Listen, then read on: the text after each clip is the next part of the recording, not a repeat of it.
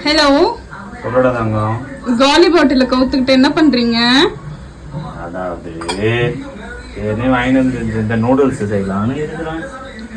Noodles வாங்கிட்டு வந்து ஒரு வாரமா கிடையாது. எங்க எண்ணெயே ஊத்தப்படவில்லை. நீ செஞ்சு தரேன்னு சொல்ற. செஞ்சு தர மாதிரி தெரியல. சரி நம்மள அதை செய்வோம் அப்படின்னு சொல்லிட்டு நானே செய்யறேன். என்ன அப்புறம் இது என்ன உனக்கு வந்து சோதனை? சரி செய். நீதான் செஞ்சு தர மாட்டேன்னு சொல்லிட்டியே. நான் அப்படி சொன்னேனா?